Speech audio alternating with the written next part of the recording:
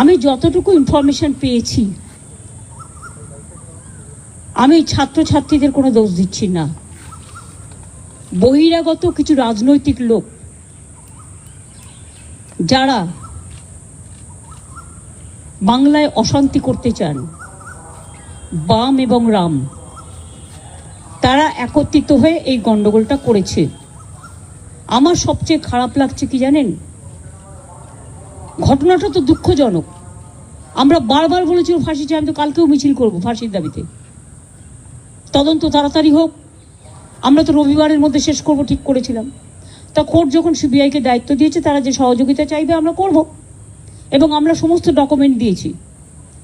যেগুলো কিছু কিছু লিক করা হচ্ছে, সেটা আমাদের পুলিশ যখন এনকোয়ারি করছিল কিছু লিক হয়নি, কারণ সুপ্রিম কোর্টের একটা ইনস্ট্রাকশন আছে, মৃতদেহের ছবি বা তার নাম বা মিডিয়া ট্রায়াল যতক্ষণ পর্যন্ত এনকোয়ারি শেষ না হচ্ছে ততক্ষণ করা যায় না।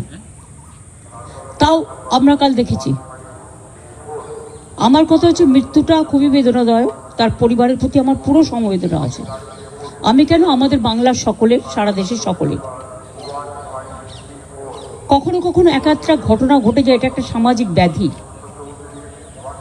এবং এরা সমাজের শত্রু, এরা কেউ বন্ধু নয়।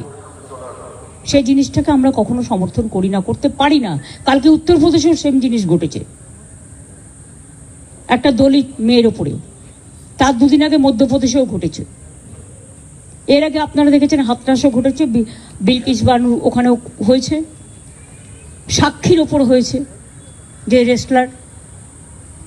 এরকম অনেক কেস, উন্নাও থেকে শুরু করে সব জীবন্ত জ্বালিয়ে দেওয়া হয়েছে। এই কেসগুলো আমি মনে করি যারা করেন, it's a big and big, কি বলবো আমি জানি না, extra ordinary criminal, it's a crime, big crime. এর কোনো শাস্তিতে লাভ নেই, একটাই শাস্তি, ফাঁসি দিয়ে দাও। কিন্তু আমি এটা নিশ্চয়ই বলবো, প্রকৃত দোষী যেন শাস্তি পায়।